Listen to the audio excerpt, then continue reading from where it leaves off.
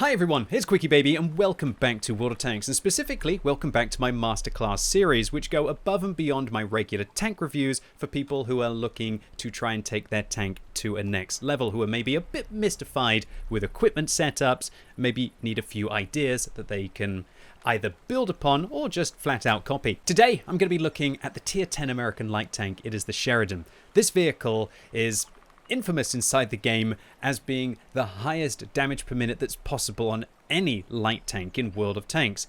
The problem is that being really good at dealing damage in a vehicle that's kind of meant to be the scout enough to be able to win the majority of your games. In today's video I'm going to let you know why I think that if you set the Sheridan up correctly, it can actually do a pretty darn good in both roles, kind of doing 90% of what a medium tank can, but also 90% of what the other light tanks can do as well. Which is interesting because when we look at the statistics of the Sheridan in the last 60 days on the European server, we can see it has by far the worst win ratio of any of the tier 10 light tanks, chunking in even worse than the infamous Rheinmetall Panzerwagen. Now, I think these statistics are because a lot of players are not setting up their Sheridan correctly, and that comes down to the very fundamentals of the tank as to what gun they should use on the vehicle. Now, right off the bat, I'm going to just lay out my opinion on what I think about the derp gun, the infamous 152mm on the Sheridan. It was okay before the HE nerfs, but now with the HE nerfs, you can get yourself into a position against heavy vehicles where you just aren't able to do anything. And the alpha damage just doesn't outweigh the huge drawbacks of using a gun that can only have 152mm of penetration with 700 alpha. In my opinion, you'd be crazy to not want to use the 105mm on the Sheridan if you're looking to just be competitive. Now, of course, don't get me wrong, if you want to have fun, play with the 152mm on this tank. But I would argue, why don't you go and play the T49, where there are lots of more squishy tanks that you can take advantage of, and leave the Sheridan with the 105mm. Accordingly, in today's review or masterclass, I am going to be showing you how to set up the Sheridan with the 105mm.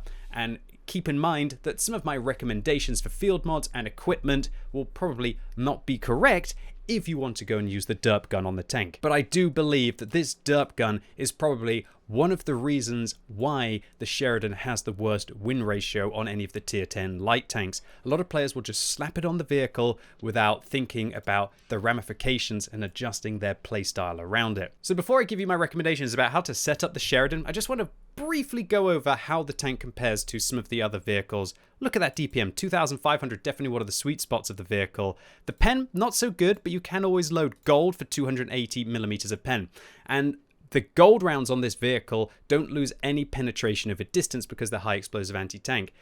Tier 10 light tanks get 25% drop off in penetration of their APCR rounds. And so be warned that at 500 meters, the APDS rounds, I guess if I'm being specific with the Sheridan, actually only have 189mm of pen. This is why you need a good old slug of high explosive anti-tank and probably intuition to be able to switch between them on this tank to operate at its maximum performance. Other things to really enjoy on the Sheridan are its aim time, its really rather good gun handling. Definitely not as good as the EBR 105 and the T100 LT, but this is not bad for a 105mm tank. And this means that the Sheridan can quite often drop the vertical stabilizers, and if you really want to improve the gun performance, you're probably best to go for an aiming device on this tank. One of the drawbacks of the Sheridan is it's definitely not the fastest, but I don't think that you can afford to use a turbo on this vehicle as the equipment slots are so precious. The tank does have quite good durability at 1600 and enough armor to be able to take a hit in some situations because of its space protection. But definitely don't depend on it apart from high explosive rounds, as yeah, this vehicle's armor is still very thin. It's going to get overmatched by pretty much everything. Now on for one of the biggest drawbacks of the Sheridan, and that is that it has really poor camo rating both when it's stationary and when it's moving compared to other vehicles, with tanks like the Manticore literally having 33% better camo potential, T100 LT just under about 25 to 30%, and even vehicles like the AMX 13105 are a big cut above the Sheridan. So this massively holds back the Sheridan from playing its scouting role, and why, in the builds that I'm going to be showing you in a second, I've done pretty much everything that I can to try and invest into camo rating to allow it to still be fairly sneaky on the battlefield. One huge saving grace of the Sheridan as well, now that there are field mods and equipment 2.0, is that the vehicle's view range of base 420 allows you to lower it to invest into other areas. Accordingly, I cannot imagine a world where if you have a good Sheridan crew, where you've got recon, situational awareness, and if you're using a premium consumable, where you would want to use coated optics on this tank. Even without a premium consumable, you can still get 455 meters view range with using vents on the tank. And so if you're using coated optics on the Sheridan, I would suggest maybe try dropping them off and investing instead into a commander's vision system that will really help you to be able to see opponents that are hiding in bushes. And that's really what it comes down to in those light versus light tank engagements, that as the meta is shifting, it's about having that kind of bush penetration potential to be able to dig out the camping tanks. Accordingly, I have two builds on the Sheridan. I personally use Commander's Vision System with vents and a gun rammer on this tank to be able to maximize that damage potential. And I also have a second build where I drop the gun rammer and I use an exhaust on this tank, and I also prop it up with an exhaust insulation. This means that you can actually get the camo rating of this vehicle to just shy of 42% on the move, which is perfectly workable. Now look, it's not going to ever be as good as a Manticore, and you should definitely consider that with your plays, but at least once you've got your camo up to this kind of level, when you're on a map like Prokhorovka, Malinovka, or even Moravanka or Redshire, you're at least not just going to get out-scouted by the enemy Manticore or T100LT or EBR to the point where you are rendered useless. I'd also like to highlight that my first build on this tank, if you think that the Commander's Vision System is not going to get any use on maps such as Himmelsdorf or Ensk, that's a fair assessment. And so if you want to drop the vents into the scouting slot, the gun rammer into the firepower slot, and then maybe you could either use vertical stabilizers, or alternatively, probably better, an aiming device on this tank, as it has really good gun handling and you'd be best to improve its mediocre accuracy, then that would allow you to have kind of the ultimate firepower light tank. Personally for me though, I get away without the vert stabs, and I'd rather have the Commander's Vision System for getting on to maps where I still want to have some DPM, but I also don't want to be useless at digging out opponents that are camping in bushes. So now I want to take a look at the field mods for the Sheridan. Now, the Sheridan actually has very good engine power, but it's got a quite low top speed limit of 65 base. Accordingly, I love to use the increased top speed on this vehicle, and I don't mind lowering the engine power as it's still over 39 horsepower per ton, even when you've lowered it by 3%. Next, this is an interesting one. Obviously, if you're using the 152mm, you're best to improve the accuracy. Personally, for me, I like to use the reload and sacrifice the accuracy on this tank because it is often a DPM-based vehicle, and I want to pump that up a little bit more, and I don't mind paying with a little bit of the accuracy because quite often the Sheridan is about overpowering your opponents with raw firepower and surprising them with your damage potential as a light tank. Here, I'm actually going to decide to improve the reverse speed of the vehicle. While this is going to make me more vulnerable to ramming damage or high explosive rounds that fail to penetrate my tank, I feel like that's a worthy trade-off because otherwise my top speed limit is only 22 and I'd rather have it at 25 on this tank so I can pull back quickly over ridge lines. Next up, I'm going to be taking anti-reflective optics coating. Optics coating, yes. This is one of the best things about the Sheridan. The fact that you have so much view range with that 420 base view range that it's amazing to sacrifice 2% of view range for 20% concealment. If I could sacrifice 20% view range for 20% concealment, I would on this vehicle. And I'll just put on coated optics and then remove the exhaust. Think about it like this. The exhaust, if the bounty exhaust gives you 9% concealment, right? Whereas bounty optics gives you, 12.5% view range. That suggests to me that Wargaming realize that concealment is a more important statistic, percentage for percentage, than view range. And so if I can trade 2% to get view range to get 2% concealment, I feel like that's a real good trade on this tank. And as I mentioned, I can still get 476 meters view range on this vehicle, even when reducing a little bit. And again, I want to do everything that I can to try and pump up that camo rating, which is one of the worst aspects of the tank, to be able to surprise my opponents in bushes by sometimes even out scouting them. And then finally, I'm going to be taking narrow angled observation device that will lower my ability to be able to see moving opponents a little bit, which I don't really have a problem with, and it will help me furthermore to be able to spot my opponents behind foliage. And this actually ends up with the Sheridan having 22.4% reduced camo rating on opponents that are behind bushes. And I'll be showing you in the gameplay what this results in. All right, so firstly, I want to show you the classic Prokhorovka game. And you'll see that I'm switching out here to using a commander's vision system, vents, and using that exhaust. And I'm just using regular equipment here. If you were to use bounty equipment or even some bond equipment on the Sheridan, then just imagine that you're taking your tank to an even better level. So this is where us taking a tank that some people drive around with, having less camo rating than some medium tanks, and focusing on reducing the view range a little bit, maybe sacrificing a little bit of the firepower to pump up that camo rating, and you're going to see that the Sheridan, even though it's a chonky boy, is able to be a proficient scout tank. Is the T-54 lightweight going to see us right now? Doesn't look like he is. And wham, bam, thank you, ma'am. WZ1321 probably didn't expect to get spotted up there. And that is already a huge start for this tank. We're going to advance through. We're going to knock down a few trees. I don't really feel like that's too avoidable right now. I feel like the bushes on the other side of the road are a little bit too sporadic. And I feel like I have to be able to make my way along here. And what I'm trying to do is I'm trying to time my moves in between the T-54 lightweight and him popping up. Obviously, there are going to probably be some tank destroyers located up in this C1 area. And I'm not too worried about getting spotted by them because, as I mentioned, I've got 40%, 41% camo, or even 42% depending on what kind of flavor you're using on this tank. Do you see how this T-54 lightweight just keeps getting spotted on his way up? And I really don't think it's the VZ55, and I don't think it's the 430U. I think it's me spotting that T-54 lightweight as he goes up into the bushes. Although I can't be 100% certain about that until we start to see some assistance. And you'll see that we're able to just do this march down the bush line, which is why I thoroughly recommend that you do take one of your setups as a vision system with vents, which I guess you could drop out for coated optics if you really wanted, if you're a free-to-play player.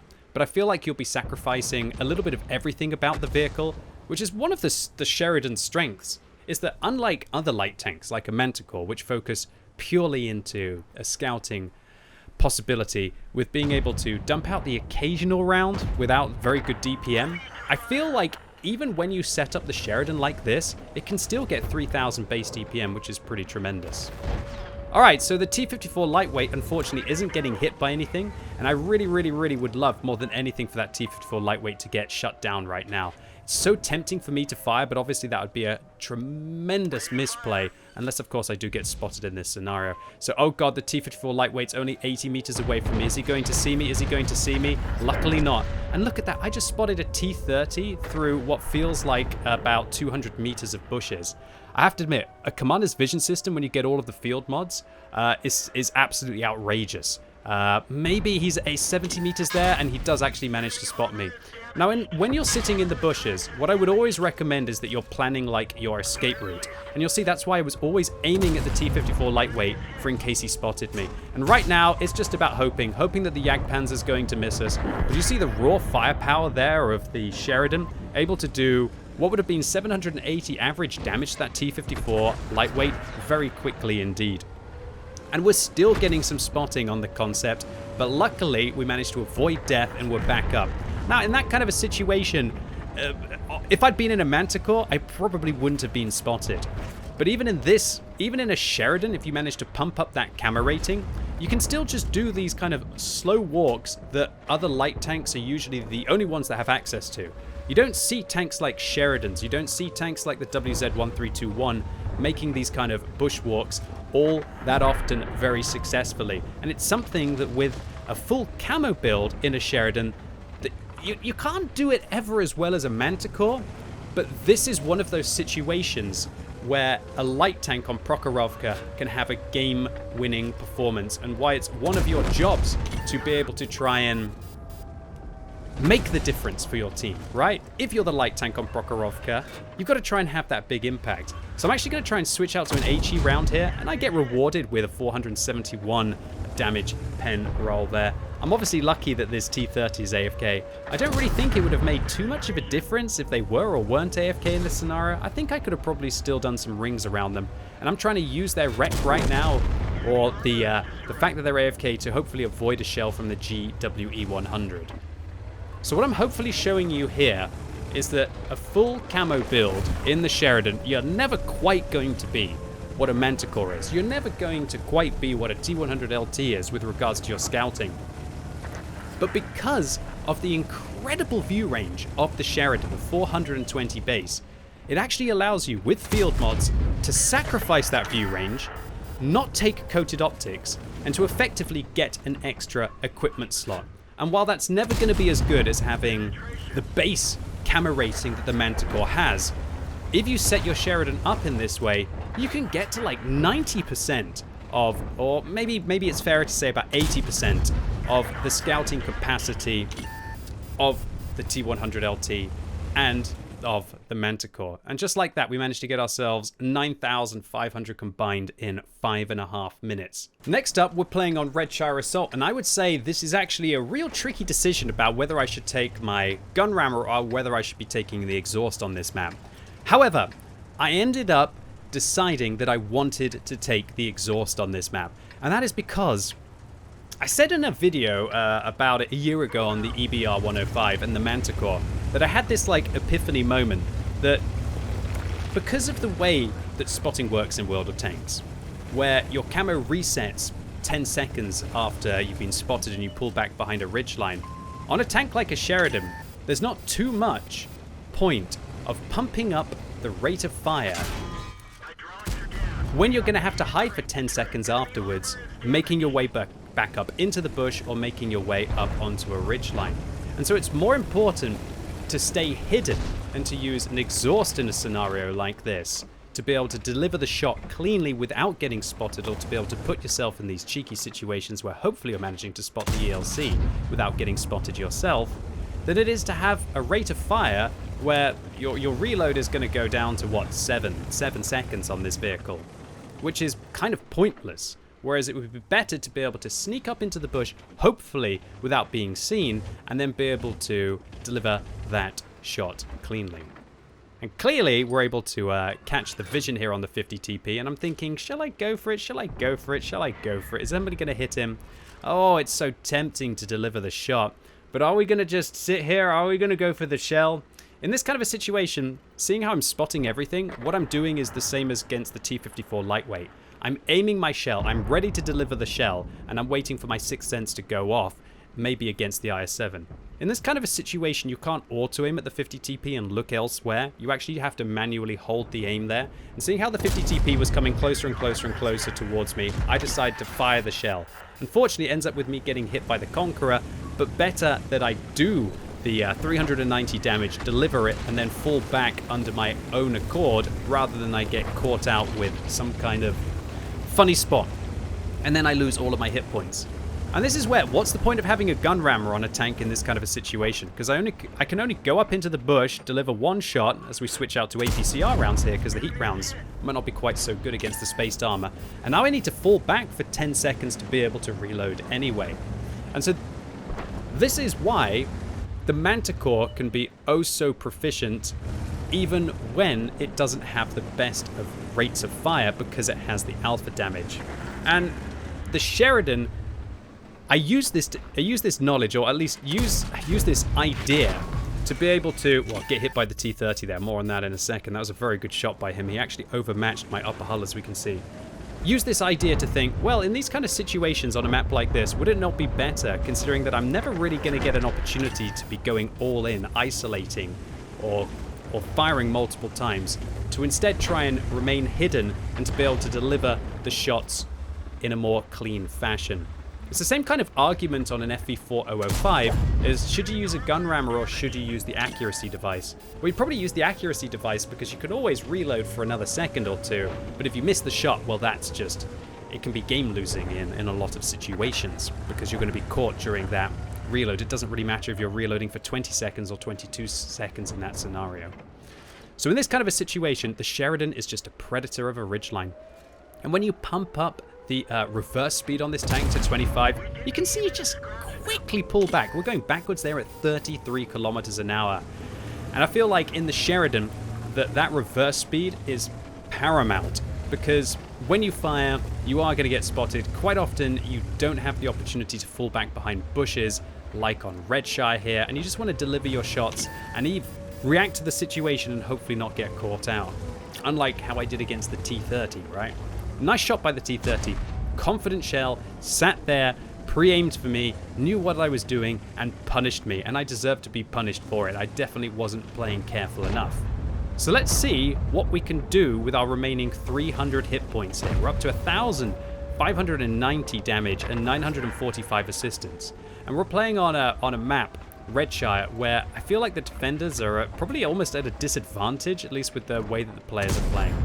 So we're going to get around there into the Conqueror, and we didn't actually get spotted until we fired there, even though there was a 13-105 very close to us. Now, whether or not that's down to the exhaust, or whether that's down to the bush, I think we'd have to do some we'd have to recreate the moment and see whether the exhaust worked or not in a bush like that. I don't have time to do that kind of micromanagement analysis, but what I can tell you is since I changed my Sheridan to this kind of a setup, I have been oh so much more consistent in delivering my shots in an incredible sneaky fashion. And if you can manage to deliver shells without getting spotted in this tank, and you pump up that camo rating, then you're kind of removing what the Sheridan's weakness always was, is that it's a big, chunky, light tank that is not as sneaky as other vehicles. Wargaming, through doing this, fully intended for the Sheridan to be more vulnerable to vision and to not be able to use its wild rate of fire and to not be able to use what is a very comfortable and convenient gun to use with decent aim time and good gun handling. They wanted the Sheridan to be spotted and to have a little bit of vulnerability there. That's probably why they gave it a few extra hit points. So by fighting back against Wargaming's intentions for this vehicle and turning it again into like 80 or 90% of a Manticore, a T100 LT, that also has, I'd say, at least about 20% extra firepower compared to those two tanks, then you're onto a winner. The fact that you can end up with a gun rammer on this tank at 3,500 DPM roughly is just absolutely outrageous. The rate of fire is so tremendous on this tank, and it just allows you, even without a gun rammer, to just be picking up huge amounts of damage here. And now that the light tanks aren't able to see us, the IS-7 isn't even spotting us in this scenario at 245 meters. He probably will there as we fire. I'd be very surprised if he didn't spot us there. You can see how those bushes, the layers on layers of bushes, just provide concealment for yourself, but with a vision system, they're not providing any protection for your opponents. Alright, so we've recovered this game very well indeed. Good aim for the weak point up on top of there, was happy with that shot. That was a clean shell right up into the side of the 50 TP. Really, I probably should have loaded a heat round and just gone through the side of the turret, but wait, free to play weak points from the side, right? So now we're up to 5,000 damage and 2,000 assistance. This would be a great game for any tank, let alone a tier 10 light. I'm kind of a bit annoyed that I ended up getting spotted by that T110E3 there. I'm a little bit worried where the 13105 is and possibly where the WZ111-1FT. Now I'm hoping that the T110E3 is focusing his friends, but as we can see, the WZ111 gets spotted up on that ridge. I bounce off their side. Maybe I should have tried to go for a heat round there. Luckily, the T110E3 doesn't decide to press us. I'm a little bit irritated that I didn't get more opportunities. So I track the T110E3. Unfortunately for me, he's still got his repair kit. In this kind of situation, I just got to go back, give myself enough time, hopefully hit his tracks. I actually end up missing his tracks, but I somehow bounced a T110E3. That shouldn't happen very often. In this situation, it wasn't really going to be too much of a difference. Spoilers, unfortunately, I drive around for the next 2 minutes and failed to be able to find the AMX. But we actually managed to get ourselves 5,400 damage and 3,000 assistance in 8 minutes to be able to pack that 8,500 combined total in for the Sheridan.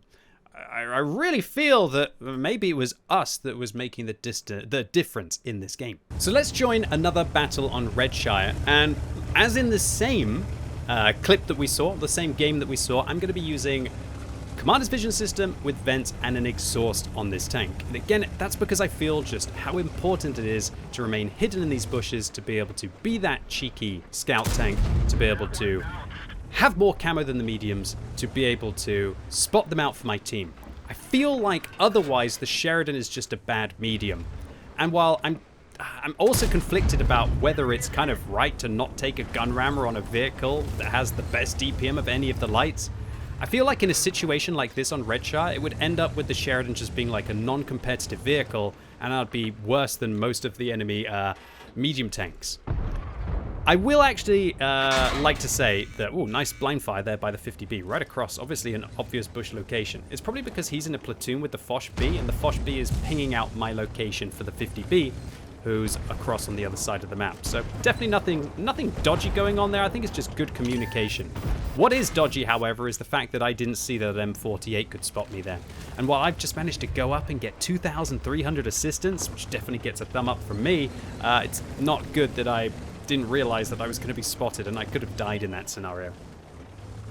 So I'm actually sitting here thinking that after I see the exhaust doing so well with a Commander's Vision System and vents on these bushy maps, and how I was able to just get a really good win ratio with the Sheridan and very impressive combines, I do stand by that having the exhaust on this tank almost feels like it's more important than having the gun rammer for these kind of bushy maps. However, I also feel that I want to drop the Commander's Vision System from my first build, because I believe the builds are too similar. And for every time I get onto Himmelsdorf, I really think that I'll probably end up doing better if I was using vents, a gun rammer, and something like an aiming device on this tank to be able to improve the tank's poor accuracy performance. And then you'll have a damage dealing light tank to reckon with. Alright, so this T-57 Heavy sitting behind the rock, and do you see that it's just all about poaching on a ridge? The Manticore can do this, but the Sheridan just does it so much more consistently.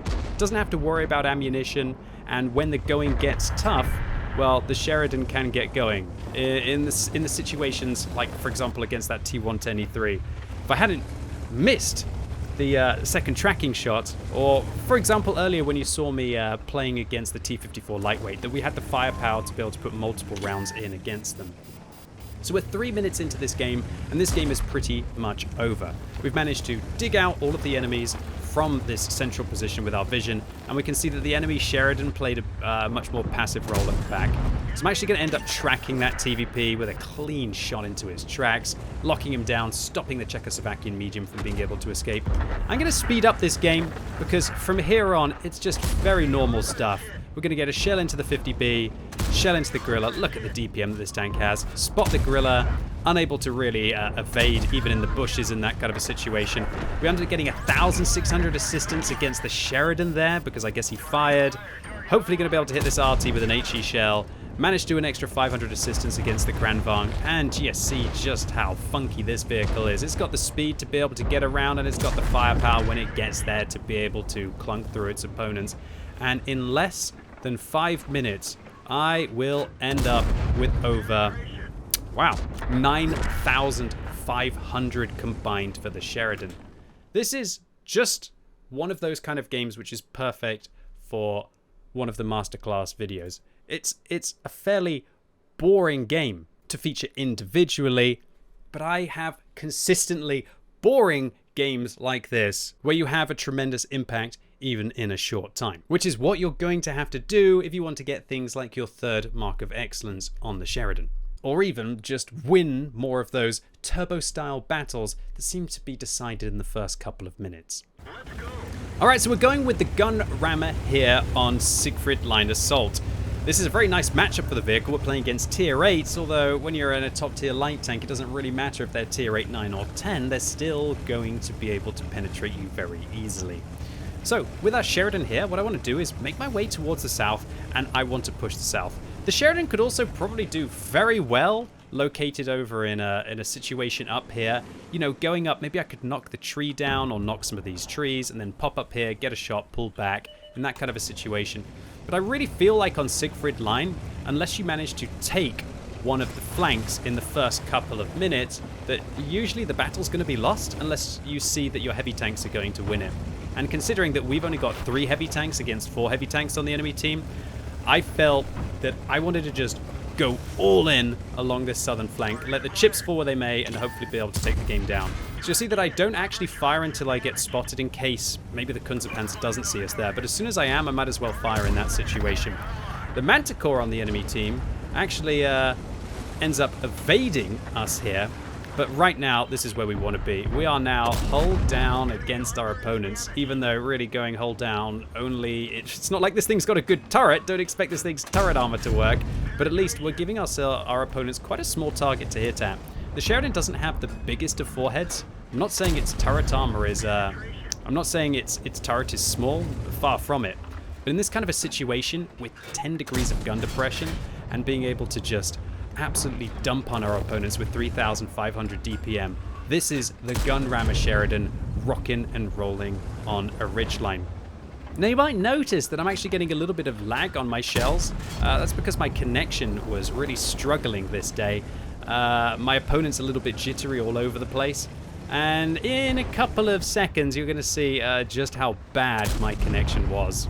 So I was getting a little bit flustered here about missing some of these shots against the Sheridan. At the time, my ping was starting to fluctuate, and oh, here we go. You see, I'm starting to get red packet loss, and uh-oh. That's not me doing that. Oh dear. This was pretty bad. So I'm actually going to fast forward this part, because I was streaming at the time, and my stream went down. It was actually my connection rather than my connection to the World of Tanks server. And I had to go and restart the stream, get it all running again. And unfortunately, while that was happening, now the game has gone from, should we say, a situation where I thought that we were winning to now being dead even. And just by losing that 30 seconds or a minute to the lag, we've been unable to keep spotting for our team and being unable to just keep chunking damage in. And now this game is just so much closer. And it really makes me think about how important it is to have an impact in the game early. And why I've actually probably ended up with fairly decent Sheridan win ratio recently. Because I think that when I've set the vehicle up in this way, I'm able to have the impact early while the game is actually winnable. Now, don't get me wrong. I'm not trying to suggest that the Sheridan is an absolutely incredible, crazy good vehicle that everybody is going to do well in. That's not what I'm suggesting at all.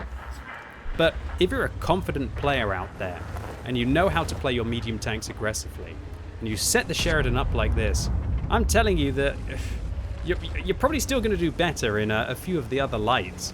But this tank is absolutely perfectly playable in this scenario. Alright, so a Scorpion G sitting in those bushes. Unfortunate for me, I'm going to end up losing my fuel tanks, which costs me my repair kit, but at least the Scorpion loses all of their hit points. I'm going to try and get some of our shells in across the T110E3 from the side. Unfortunately, it doesn't quite work out. And oh dear, another Scorpion's going to spot us. And while I do manage to shut them down, dang, Scorpion removes 546 of my hit points, and just like that, we're actually down to a third of our health. But even though we're down to a third of our health, we're still fairly healthy. And we have enough hit points to take a hit from pretty much most tanks on the enemy team, apart from, of course, the T110E3. And that's definitely one of the advantages of the Sheridan, that it does end up getting very healthy once you get all of the field mods on the vehicle. I think its hit points go up to about 1,680.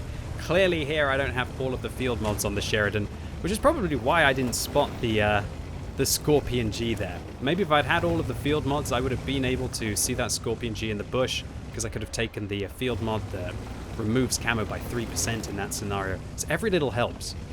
This is definitely one of the tanks that I feel scales incredibly well with field mods. There are some light tanks like the T100LT that are pretty much as good as they can be right from the get. Well, not as good as they can be, but they're good enough right from the get-go, and they have a defined path.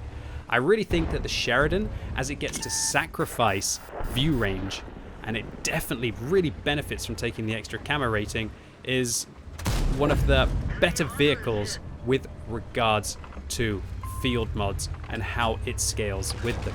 So if any of you out there are playing World of Tanks this month and you've got a Sheridan that's just gathering dust in your garage, well, probably wanna leave it gathering dust in your garage. You probably do better in a different light tank. But if you can find a will to be able to play it, or maybe go and slap some of the equipment that I've recommended on in today's video, it's currently top of the tree. If you're watching this in the future, sorry, it's probably not top of the tree, but at least for the rest of this month. And that will give you a good opportunity to get those 5 times experience games in to be able to get your field mods. And really, this vehicle with the field mods, delicious. Slowly but surely, with that series of shots into the E3 and the STB1 without receiving return fire, and isn't this thing just a scrapper? We're down double hit points. We were 3 against 6 before we managed to shut down the E3, and I'm hoping I can get the STB1 here, but the Char Future 4 actually finishes him off. And now, it's me and a Scorpion against 4 vehicles on the enemy team. We got 3,000 hit points to go through.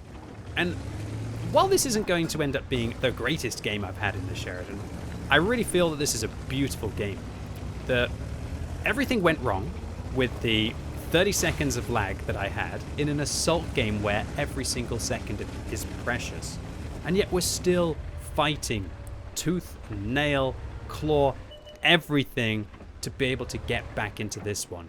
And that is what I love about the Sheridan. If there's anything that I'm going to love about this tank, is just how it's an absolute little scrapper. And to have this DPM as well, you know, it can add up and really catch its opponents by surprise. If I'm in a Manticore now, I wouldn't have had the second shot in probably for another 10 seconds or so. And I've only got 2 minutes left to win this one, so I'm going to have to get this damage out quickly. So we're going to fire one blind here against the T-34-2. If he appears on 90% hit points, that will mean that we've missed. If he appears on 60, that means that we hit. Unfortunately, it wasn't to be. But like, it just adds up. I'm not sure if it's me spawning this T-34-2 right now, or if it's the Scorpion on my team. But it doesn't really matter because it's about time to get the damage out. And this T-34-2 is being chonked, chonked, chonked. We've got 90 seconds left. Now we're up to, bloomin', 4,800 damage. 4th kill there on the standard B. Doesn't really increase our damage total very much, but it gives us a significant chance of being able to get back into this game. And all it is now is a T-34-2 and then to try and find the Manticore. The Manticore could be anywhere, which is why I really feel like I need to be aggressive right now. And the Scorpion gets the shot in. We definitely managed to spot the T-34-2 in that situation. Now up to 4,900 damage and 2,200 assistance. And in this situation, I've just got to hope that the Manticore exposes himself, because we are attacking on assault, and all he has to do is just hide in a corner. And now that my sixth sense actually went off, that made me think that the Manticore is trying to hide in one of these bushes, and I should be able to find them. But you see how we haven't actually managed to find the Manticore so far? Where is the Manticore going to be? And I decided with only 30 seconds left on the game, it's probably getting spotted from over here. And unfortunately for the Manticore, it doesn't look like I was the only one who had lag in that game, as it looks like the Manticore also disconnected. I'm not complaining. I'll take those couple of shells at the end of the round, and I'll do a little bit of a spin for victory, almost confused as to where the sun is, to be able to take one of those lovely, juicy QB thumbnail screenshots. And that's the Sheridan. An absolute scrapping game for this vehicle, where we're able to get ourselves 7,800 combined.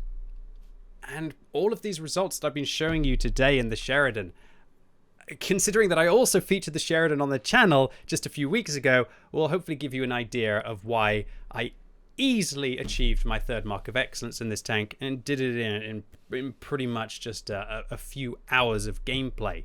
Of course, once we'd got towards the 90% mark, which fortunately happened in the very next game after the one that you just saw on Siegfried line. And while it wasn't exactly a very exciting game, I did 1,800 damage and 5,300 assistance. it was still a rewarding experience. Because I took a vehicle that I thought maybe I wouldn't have a hope in hell of actually playing reasonably well, and ended up with some of my most impressive statistics in any light tank tier 10 that I've been playing recently. Now, once again, look, I'm not trying to paint the Sheridan as an incredibly competitive vehicle. 99% of players are going to do way better in a Manticore, an EBR 105, or a T100 LT, or even a 13105. Nevertheless, I genuinely don't feel that it deserves the win ratio that it has, and I think it's because there's a lot of players out there who are playing it for the memes with the derp gun, and a lot of other players who probably aren't setting it up correctly. Or shall I say optimally? Because I don't think there's any one individual correct way to set up a vehicle. It's just what works for you and what works for your playstyle. And so, while once again, I've tried to present a way of playing the Sheridan that worked me, remember, results may vary. But at least for me and my stats, in the last 60 days that I've been playing the Sheridan to get all of the field mods and to grind the 3rd mark of excellence on it, I've been packing 75% wins with some, at least, not incredible, but respectable damage per games. And so if you find one of these tanks gathering dust in your garage that's maybe treated you a little bit meanly in the past, I'm not promising it's going to be the best thing to get your hands on. Definitely give it a go with some pumped up camo, and you'll be surprised what this absolute little scrapper can achieve. Anyway, ladies and gents, boys and girls, that was it for today. Really hope you enjoyed this video. The Masterclass series do take a long time to make, so if you appreciate the extra effort and you want to see more, then make sure you give the video a thumbs up and let me know in the comments. But if you hated it, then give it a thumbs down. And let me know in the comments down below how you like to set up your Sheridan, and do you use the derp gun on this tank? And as always, thank you so much for watching. You've been epic, and hopefully I'll see you soon.